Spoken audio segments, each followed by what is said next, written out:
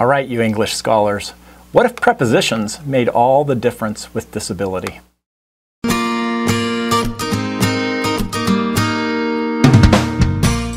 A few years ago I heard a speech by Eric Carter from the University of Wisconsin, and he was talking about prepositions.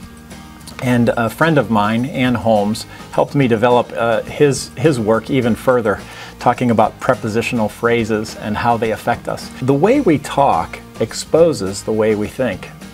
And it works the other way around too. Sometimes the way we talk affects the way we think. So let's think about prepositions for a while. I'm not a big English student, and maybe you aren't either, but I think this is an interesting discussion. So here's the sentence. Relationships blank, fill in the preposition there, those affected by disability. Relationships blank, those affected by disability. What preposition would you put in there? Let me suggest to you that there are 6 that represent a continuum, and Uniquely the Same is trying to push wherever you are on this continuum. We want to try to press you to further and further into it. So let's look at these. How about first, relationships around those affected by disability? You see, most people aren't aware of the extent of the disability that's around us. The 2000 census, and it was confirmed in the 2010 census, and many other statistical studies since, say that 20% of the US population is affected by a disability. 20%, that's 1 in 5 people. That means if you're in a room of 20 people, that you would expect there to be 4 folks with disabilities. Now, we've gotten used to some disabilities, so we don't notice them at all, and about half of disabilities are invisible disabilities. But are you having relationships around individuals affected by disability and you don't even realize it? That's the first one. But now that you've recognized these statistics, that there are 1 billion people in the world with disabilities, it's a pretty large people group. Now we move you one step further, and it's now your problem. Because once you become aware, then the question is, are you doing relationships without those affected by disability? How many people in your life are affected by disability? Again, usually people have a few. Some come to mind, or they notice some folks affected by disability. But is that 20% represented in your friends? Are 20% of your friends affected by a disability? That would indicate something. It would indicate that you're doing some relationships without those affected by disability. I hope that you'll agree with me that it's time to move past this step. And so what we come to next then is relationships to those affected by disability. See, once you discover that there's this wealth, this richness of possible relationships out there, you start to think, boy, I should have a relationship to some of these people. And so what happens is you start to think, how could I relate? What kind of things could I do? And how could I serve someone? How could I help someone? That's usually where this idea starts in the lives of people. We want to have relationships to those affected by disability. But in a way, that just gives us a little bit of a standoffish attitude. Can you see that? It really is helpful because we're not doing it without them now, but now we're doing it to them, as if we're the knowledgeable people and they're the ones who need us to figure out what they need. So the third preposition is relationships to those affected by disability. But how about this one?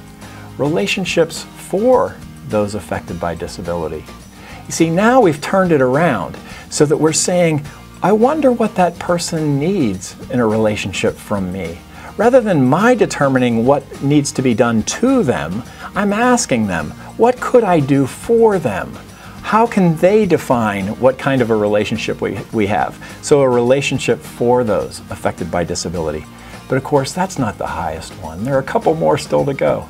How about a different preposition? How about relationships with those affected by disability?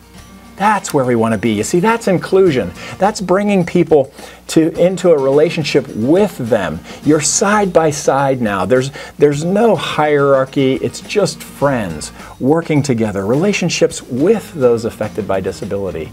I'm now aware and I recognize the gifts and the perspectives of people around me, and I take advantage of the diversity that exists right with me.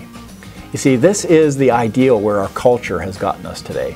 But Uniquely the Same would like to push us one preposition further, one preposition beyond with, and that's this idea of.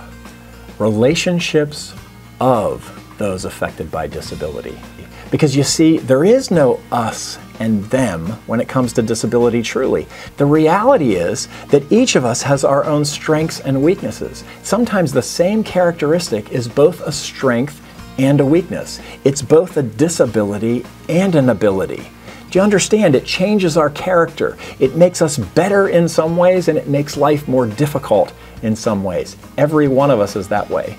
You see, if you go through the disabilities, physical disabilities, we're not what we were meant to be physically. Intellectually, we're not what we were meant to be intellectually.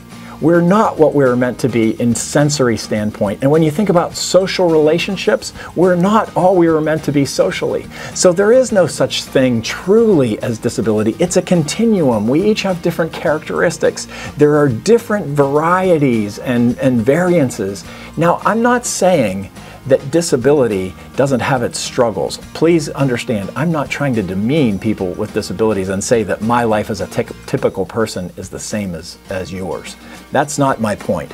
My point is that there's a diversity in us. There's both the spark of the Creator and there's the difficulties of humanity within each one of us. And so our lives are that. So we come alongside one another, and it's the relationship of those affected by disability.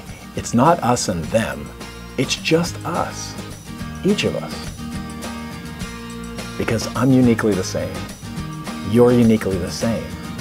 And together, we can change the world.